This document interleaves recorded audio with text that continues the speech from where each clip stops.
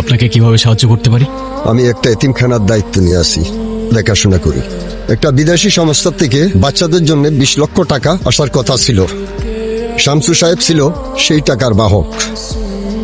উনি আমার হাতে মাত্র 20,000 টাকা তুলে দিয়ে বললেন আর নাকি টাকা আসেনি। আপনি কোনো চিন্তা করবেন না চাচা, ওনাকে বাড়িতে পৌঁছায় দাও, ওনার এতিমখানার টাকা সময় মতো বাড়িতে পৌঁছায় যাবে। মালগুলি তো সাপ্লাই দিয়েছিস, বাকি মালগুলি সাপ্লাই দিতে হবে। কিরে ভাই, কার পারমিশন লয়ে তুই ভিতরে ঢুকলি? এখানে তোর কি কাজ? কাজটা খুব ছোট শামসু সাহেব, কিন্তু আপনার জন্য একটু কঠিন হইতে পারে। মানে তুই কি বলতে চাস? হ্যাপি হোমস অরফানেজ, বিদেশ থেকে বাচ্চাদের জন্য 20 লাখ টাকা আসছিল। অরফানেজের ম্যানেজারকে 20,000 টাকা দেওয়ার পর বাকি টাকা আপনার কাছেই রেখে দিলেন। তুই টাকা ফেরত নিতে এসেছিস? তুই কে? তোকে আমি কৈফিয়ত দিব কেন? একটা জং ধরা ভাঙাচোরা গাড়ি আর 4-5টা ছেলে নিয়ে এসে লোহ গড়া গ্যাংস্টার সাজতে চাস না? এতিমখানার ম্যানেজার অর্থাৎ গনি মিয়া আমার কাছে আসছিল সাহায্যের জন্য, তাই আমার অনুরোধ থাকবে তার কাছে গিয়ে ক্ষমা চাইবেন আর এতিমখানার বাকি 19,80,000 টাকা ফেরত দিয়ে দিবেন। আমি কামরুজ্জামান ভাইয়ের লোক। তুই ভয় পাচ্ছস না? আমি জানতাম তুই ভয় পাবি। তোকে আমি 1 টাকাও দেব না, যা পারিস করিস। এরা সবাই লোহাগড়ের মেকানিক, মারতে মারতে লোহা পর্যন্ত সোজা করে ফেলে। আপনি আর কি জিনিস? ওই 20 লাখ টাকা 120 বাচ্চার 6 মাসের খাবার এত সহজে খায় ফেলবেন? কাল সূর্য ওঠার আগে যদি বাকি টাকা গনি চাচার হাতে না পৌঁছায়, আপনার এমন ব্যবস্থা নেওয়া হবে যে আপনার কামরুজ্জামান সাহেব 7 জন্মে আপনাকে খুঁজে বের করতে পারবে না। আর ভুল হয়ে গেছে, আমার মাফ করে দেন। আচ্ছা সমস্যা নেই ভাই, আমার বিদেশি 60টা মাল লাগবে, আমি অ্যাডভান্স করে দিতেছি আর বাদ বাকিটা পরে দিয়ে দিতেছি। ভাই ছবি তোর কাছে। আমার আজান আসে না এখনো। আজান আসলে খাবো, এখন খেতে ভালো লাগছে না। যে মনে হয় না। হাম্মা করবো। কেমন আছো? শরীর কেমন এখন তোমার? এই তো বাবা, এখন তুই আসছিস না, এখন আমি সুস্থ হয়ে যাব। ওষুধ খেয়েছো? ওষুধ খাওনি এখনো তুমি? আলী, তুই এখনো মাকে ওষুধ দিসনি? মানে আমি একটা দিন না থাকলেই অনিয়ম করবি? কিছু বলে না দেখি কি মাথায় উঠে গেছিস তুই? ভাইজান আমি তো সেই কখন থেকে চেষ্টা করতেছি, আমার তো একটা নলাও নিল না। সেই এক কথা, আজান আসুক তারপর খাবো। আলীর কোনো দোষ নাই। হ্যাঁ হয়েছে, তোমার আর ওর হয়ে ওকালতি করতে হবে না। দে আমাকে, দে, আমি খাইয়ে দিচ্ছি। এই যে তুমি যে অনিয়ম করো, হ্যাঁ আমার কথা শোনো না, জেদ করো, এটা কি তুমি ঠিক করো? হ্যাঁ, তোমার যদি কোনো ক্ষতি হয়ে যায় সব থেকে বেশি কষ্ট কে পাবে, তুমি না আমি? এটা বোঝো না তুমি? তুই যেন আমার কত কথা শুনিস, একদম সব অক্ষরে অক্ষরে পালন করিস, তাই না? যে বাসাটা খালি খালি লাগে, আমার একটা সঙ্গী দরকার, বিয়ে শাদী কর। কে শোনে কার কথা? চিনতে পেরেছো তাহলে? হ্যাঁ, গ্যারাজের কাজকর্ম ফেলে আজকাল পুরো লোহাগারের দায়িত্ব নিয়েছো নাকি তুমি? যেটা বলতে চাচ্ছেন ঘুরিয়ে পেঁচিয়ে না বলে সরাসরি বলুন না। আচ্ছা ঠিক আছে, সরাসরি বলছি।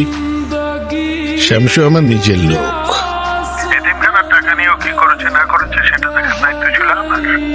কিন্তু তুমি মাঝখান থেকে ঢুকে পড়ে আমার লোকের গায়ে হাত তুলেছ, তার মানে তুমি আমার গায়ে হাত দিয়েছ।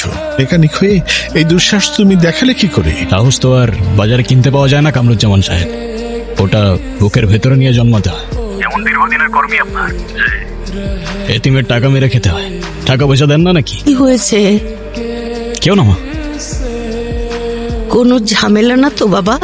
কিচ্ছু হয়নি মা, তুমি চিন্তা করো না। এগুলো নিয়ে যদি আমরা প্রপার একটা নিউজ করতে পারি, এসব ইনফরমেশন নিয়ে আই থিঙ্ক আমাদের জন্য অনেক লাভবান হবে। দেখেন স্যার, পুরো অরিজিনাল স্যার। স্যার এটা দেখেন। সায়রা, জি তুমি আগে আমাকে এটা বলো, আমি তোমাকে কল করেছি, এই শহরটা কি নেটওয়ার্কের বাইরে চলে গেছে নাকি তুমি নিজেকে ব্রিটিশ রাজকুমারী ভাবা শুরু করেছো? তুমি বসের কল রিসিভ করতে পারো নাই? স্যার, আপনি জাস্ট আমাকে একবারই কল করেছেন, আর এমন সময় কল করেছেন তখন আমার লাইফ রিস্কে ছিল স্যার, একটুর জন্য আমি বেঁচে গিয়েছি। ওফ সায়রা, রিস্ক সবাই নেয়। বাজারে যে রিক্সাওয়ালা জামের মধ্যে ঢুকে পড়ে সেও রিস্ক নিয়ে ঢুকে। তুমি রিস্ক নিয়ে আমার জন্য কি করলে? তুমি আমাকে কি দিয়েছো? কয়েকটা ধুলোমাখা পিস্তলের ছবি আর জাস্ট কয়েকটা অপরিচিত চেহারা। স্যার আপনি এটাকে জাস্ট বলছেন? স্যার লোহাগড়ের বাজারে নির্বাচনী সভাকে ঘিরে দেশে বিদেশে অস্ত্র ঢুকছে স্যার। ওফ সায়রা, এসব দেশি বিদেশি অস্ত্র দিয়ে আমি কি মুড়িঘণ্ট বানিয়ে খাবো? এসব অপরিচিত ছেলেকে কে চিনে? ওদের কোনো ফেস ভ্যালু আছে? স্যার অপরাধী তো অপরাধী। সায়রা, তুমি যে কোন যুগে আছো? এখনকার সময়ে ফিল্ম স্টারদের চেয়ে বড় গ্যাংস্টারদের ফ্যান ফলোয়িং অনেক বেশি। অথবা তুমি যদি আমাকে লোহাগড়ার ওই ছেলেটা আজান, ওর কোনো ছবি নিয়ে আসতে পারতে, তাহলে আমার টিভিতে আগুন ধরে যেত। আর তুমি কি আনলে? কয়েকটা পোলাপাইনের খেলনা বন্দুকের ছবি। লিডার আপনার সাথে জরুরি বিষয় নিয়ে কথা বলবে, আশা করি সময় মতো পৌঁছে যাবেন। চা না কফি? নাথিং। তো বলুন আমাকে কেন ডেকেছেন? আপনি তো এই শহরে ক্রাইম এবং ক্রিমিনাল খুঁজে বেড়াচ্ছেন, তাই না? আপনার এই যে ইনভেস্টিগেটিভ জার্নালিজম, এই সাহসকে আমি স্যালুট করি। কিন্তু এইসব ছোটখাটো চোর ছেচোর ধরে কি বড় খবর পাওয়া যাবে? কামরুজ্জামান সাহেব, আমি সত্যের পথে কাজ করি। সত্য বড় হোক কিংবা ছোট, সেটা প্রকাশ করাই আমার কাজ। কিন্তু আপনি আমাকে বলুন, এই ছবির লোকটাকে? ওর নাম আজান, নামে মেকানিক। কিন্তু এই মেকানিক নামের আড়ালে ওই এই শহরের সবচেয়ে বড় মাফিয়া। লোহাগড় আয়রন ওয়ার্কশপ নামে ওর একটা ওয়ার্কশপ আছে। এই ওয়ার্কশপ নামের আড়ালে ও সবকিছু করে। সবাই সবকিছু জানে, কিন্তু কেউ কিছু বলে না। আচ্ছা, আপনার যা সাহায্য লাগে আমি করব। টাকা পয়সা, ইনফরমেশন, সিকিউরিটি সবকিছু আমার লোকজন আপনাকে পৌঁছে দেবে। আপনি শুধু প্রমাণ বের করুন, আরো মুখোশটা খুলে দিন। স্যার আমি কারো পক্ষ হয়ে কাজ করি না। তবে আপনার অভিযোগ যদি সত্যি হয়, তাহলে আপনাকে কথা দিচ্ছি, এই লোহাগড়ের মানুষ এই মাফিয়ার আসল চেহারা দেখবে। কথা দিচ্ছি।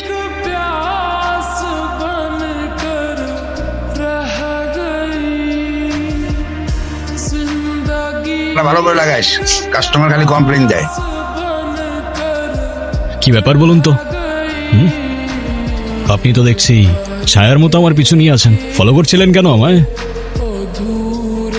আপনার এই নীরবতা কিন্তু অনেক কথা বলছে। আপনি যদি আরো চুপ থাকতে চান, তাহলে সেটা কিন্তু উল্টো আপনার ক্ষতির কারণ হতে পারে। আমি আপনার ইন্টারভিউ নিতে চাই। ক্যামেরার সামনে বসে সত্যি কথা বলার সাহস কি আপনার আছে? ইন্টারভিউ? আমার মতো একটা নগণ্য মেকানিকের কথায় এই দুনিয়ার কার কি যায় আসে? তারপরেও কি সত্যি জানতে চান বলুন? আপনার এই গ্যাংস্টার বা মাফিয়াগিরির কাজ কতদিন ধরে চলছে? আমরা তো সামান্য মেকানিক, গাড়ির মেরামত করি। কিছু মানুষের মেরামতও করতে হয়। তাই গ্যাং নিয়ে প্রকাশ্যে মারধর করছেন, আইন হাতে তুলে নিচ্ছেন। আপনার কি তাদের জন্য একবারও মায়া হয় না? আপনার কি মনে হয় না আপনি সমাজের জন্য একটা অভিশাপ? আপনার ভুল ধারণাটা আমি বুঝতে পারছি, কিন্তু আগেই তো বললাম, মানুষের চোখের জল মোছার জন্যই আমরা মানুষের মেরামত করি, কারোর ক্ষতি করি না আমরা। একজন জলজান্ত খুনি বলছে সে নাকি কারো ক্ষতি করে না। হাস্যকর। এইটা বলুন, যদি আপনি কিছু করেই না থাকেন, তাহলে ওই লোকটাকে আপনি এভাবে কেন মারলেন? কি করেছিল উনি? এই পৃথিবীতে অনেক সময় এরকম হয়, যেটা দেখা যায় সেটা হয় না, আবার যেটা দেখা যায় না সেইটাই হয়। ওনার জামাই খালি মারধর করে। আমি বাধা দিছি দেখে আমার অনেক মারধর করছে। নেশার টাকার লেগে আমার প্রতিদিনই মারধর করে। হ্যাঁ ভাই, কি কাশেম কে লেগা? ও আপনাদের কাছে বিচার দিছে? হ্যাঁ, ও আমার বউ, আমি মারিয়ার ধরি, এ আমার ব্যাপার। যেই মেয়েরে তার বাবা রাজকন্যার মতো বড় করে তোর হাতে আমানতের মতো তুলে দিছে, তার গায়ে তুই হাত তুলিস? এত সাহস তোর কে দিছে হাত দিয়ে সেকেন্ড বার তোর বউরে তুই মারতে যাস? আর কোনোদিন মারবো না। জানেন তো, সাংবাদিকতা এরকম অনেক অপরাধী দেখেছি যারা নিজেদেরকে হিরো মনে করে, আর এরকম এক একটা মন গড়া জাস্টিফিকেশন দেয়। সত্যিটাকে যদি আপনি গল্প মনে করেন সাইরা সাহেব, তাহলে গল্পটাই সত্যি। এই লোহাগড়ের ধুলা থেকে মানুষের দোয়া, সবই আমার আপন। মা, অনেক রাত হলো তো, হ্যাঁ খাওয়া দাওয়া করবি না? আই খেয়ে নে। তুমি খায় নাও মা, আমি পরে খাবো নি, হাতের কাজটা শেষ করে। ঠিক আছে, কাজ সেরে তো খেয়ে নিস মা। ওকে। আজকে কিন্তু তোমার সাথে একজন দেখা করতে আসছে। আমার সাথে আবার কে দেখা করতে আসবে? আসবে মা, আসবে। অনেকদিন বাঁচবেন আপনি। মাকে আপনার কথাই বলছিলাম আর আপনি চলে এলেন। আমার মা। আন্টি আসসালামু আলাইকুম। ওয়ালাইকুম আসসালাম। বসো মা, বসো। তুমি দেখতে তো খুব মিষ্টি। নাম কি তোমার মা? আন্টি আমি সায়রা। ও, আপনি কেমন আছেন? আপনার শরীর সুস্থ তো? একটা স্টেশনে বসে আছি, জীবনের শেষ ট্রেনটা কখন আসবে সেই অপেক্ষায় আছি। এই মা, কি বলছো তুমি? হ্যাঁ, ভাইজান আপনি না থাকলেও আম্মা এইসবই বলে খালি। ওরে বাপরে, কত নালিশ। আচ্ছা ঠিক আছে, আর বলবো না। দুজনের পরিচয় কবে থেকে কিভাবে হলো? আন্টি আমি উনি সাংবাদিক মা। তোমার ছেলে যে পুরো শহর জুড়ে অশান্তি করে বেড়ায়, সেটা নিয়ে উনি তদন্ত করতে চায়। তোমার ছেলেকে নিয়ে বড় একটা রিপোর্ট বানানোর ইচ্ছা তার। হ্যাঁ কি বলেন ভাইজান? হ্যাঁ, মানে আমার ছেলেকে কিছু করেছে, বড় সড়ো তদন্ত হবে। মানে কি, কোনো সমস্যা? না আন্টি আন্টি ওরকম কিছু না, আপনি ঘাবড়াবেন না, উনি মজা করছে। কি খাবেন বলুন? আপনারা এখন রান্না বান্না করবেন? না না, এত কষ্ট করার কোনো দরকার নেই। আরে কিসের ঝামেলা আপা, আগুন দিয়ে রান্না করবো, গরম গরম পরিবেশন করব। কি বলেন আম্মা জান? একদম ঠিক আছে, তুই রান্না কর। আজকে লোহাগড়ের 1 নম্বরের মাটন বিরিয়ানি বানাতে হবে। চলেন ভাইজান। চল। এরকম একটা মানুষের ব্যাপারে কেউ খারাপ কি করে বলতে পারে? তো মানুষ চিন্তা ভুল করে ফেলছিল। যে ছেলে নিজের মায়ের এভাবে যত্ন নিতে পারে, সে আর যাই হোক মানুষের ক্ষতি করতে পারে না। যাকে নিয়ে রিপোর্ট করলে আপনার ক্যারিয়ারের মোড় ঘুরে যাবে। আপনি আমাকে লজ্জা দিচ্ছেন। আরে না না, হয়তো তিনি ভুল কিছু বলেননি। আরে কোথায় যাচ্ছেন? চলে আসছি তো আমার বাসায়। এটা আপনার বাসা? হ্যাঁ। ঠিক আছে, খোদা হাফেজ। ধন্যবাদ। ধন্যবাদের কোনো বিশেষ কারণ?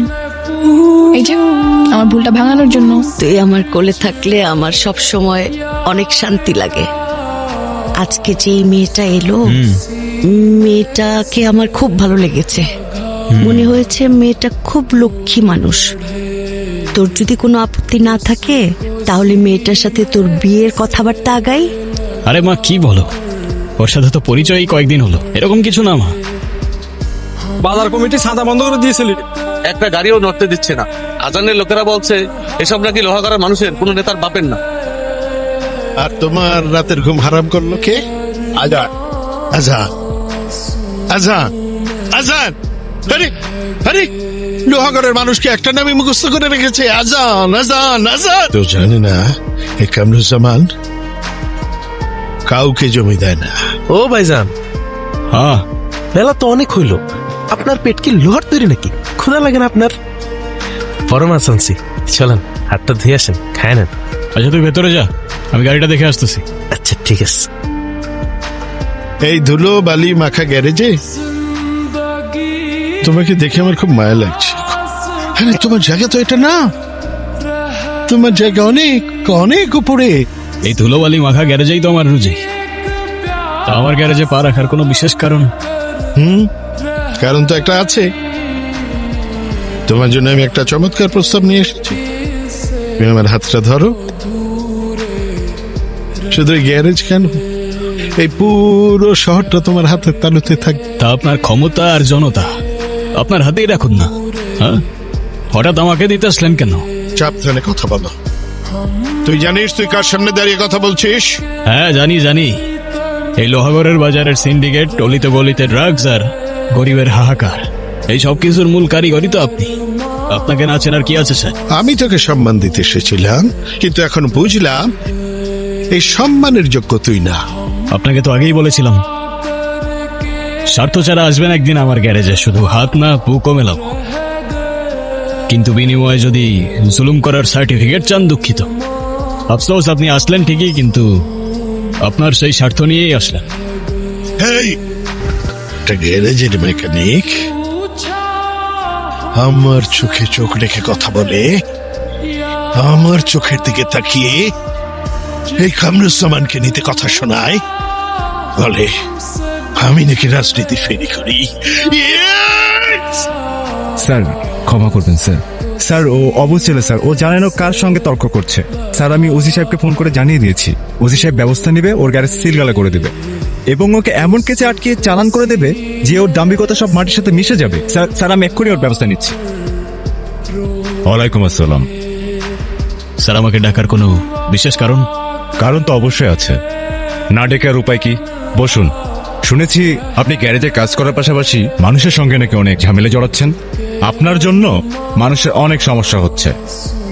ঠিক কাদের সমস্যা হয় সেটা বললে বুঝতে একটু সুবিধা হতো স্যার। এই ইনফরমেশন পেয়েছেন তাকে বলবেন প্রমাণ সহ সামনে আসতে, তাহলেই সবকিছু ক্লিয়ার হয়ে যাবে ইনশাল্লাহ।